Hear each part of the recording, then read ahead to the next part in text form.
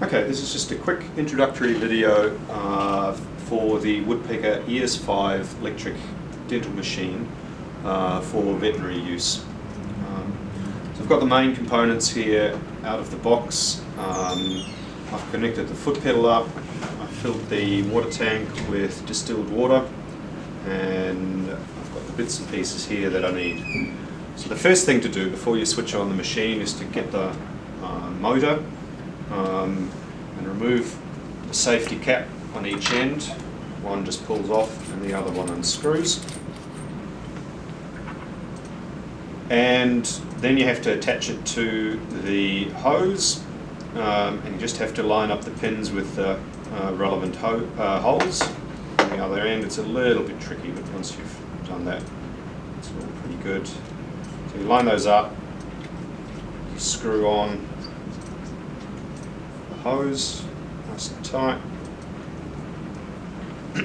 and then you get the contra angle which would have come with your machine.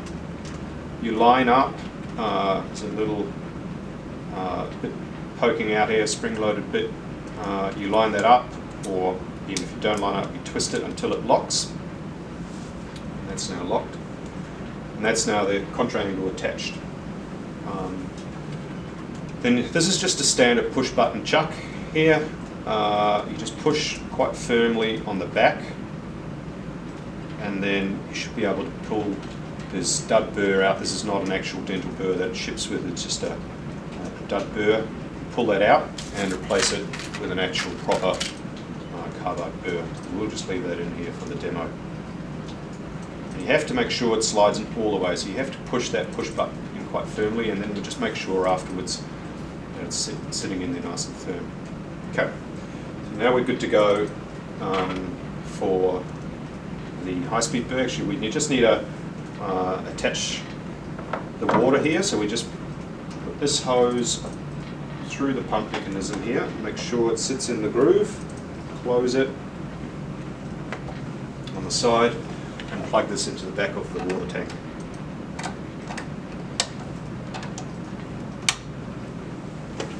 Okay, now we switch the machine on, wait for it to start up.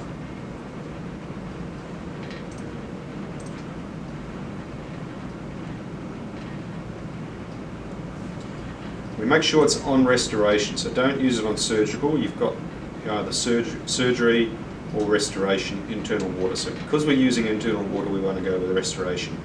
Because we're using the high-speed handpiece, we want to go with a ratio of 1 to 5. Push 1 to 5, confirm. It doesn't matter which other bits that's sitting on here. We want to have a light, we want to go forward, we want to have the light, we want to have atomization, and we want to have 20% water. You can go up in increments of 20%, but 20% is usually plenty. And we want speed to be right at the max, so that's 205,000. Okay, so everything's plugged in, and we're basically good to go. That's all ready to rock.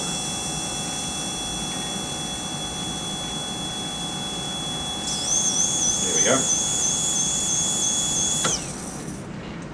Okay, so that's the high-speed handpiece, which is probably one of the main functions. Now, if you want to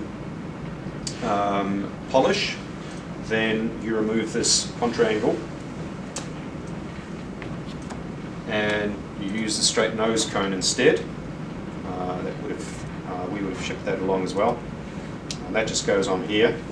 And in this case, we turn off the light because we don't need that. We turn off all the water back to 0.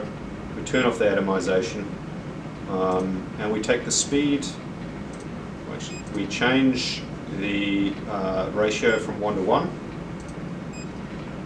take the speed right down to about 3,000. There we go. And again, this ships just with a dud burr in it. Now to get it out, we twist the top of that, and you should hear a click, and you should be able to pull that out quite easily. And then you get one of the profi angles, disposable profi angles. You should slot in here. Just make sure it lines up. There's a slot on the profi angle, lines up here. And then you close that by twisting the top part again, and that should now be firmly locked. And then set that on 3000, you can just go ahead and polish now. Much more controlled than air-driven hand pieces. You're definitely only at 3000, it's not all over the place. Okay, you can, if you want to, also use this for rodent work, so you'd still use the 1-to-1 straight nose cone to do that. Get rid of the Profi angle. You do that at much higher speeds, so you probably would go all the way up to 40,000, 41,000. We've got here a diamond burr, so that'll fit in here. You can use a guard to go with that as well, so we sell that too. Or we have a diamond disc, which I haven't assembled here, but a diamond disc which also will fit in there, and a diamond disc guard which also will fit on this nose cone. So again, when you do that, you just make sure that the light and the water and the atomization is turned off. You don't need any of that for the nose cone, you just need that for the high-speed contrangle that we used before. Okay, and then this, you've got some buttons on here. This just changes the water. You can just step through 20, 40, 60, 80, 100 and back to 0. This here, the P will just take you through the various presets, but again, mostly we won't be using those. And this just changes the rotation of the actual motor, so you can go forward or reverse. Again, not much use really for that. Now when you're done, the main thing really to do is to make sure that these two attachments are well lubricated. This is an adapter in here for lubricating the high-speed contrangle. You use it as well for lubricating the 1-to-1 low-speed nose cone. So it needs to be done after each use. But that's basically it.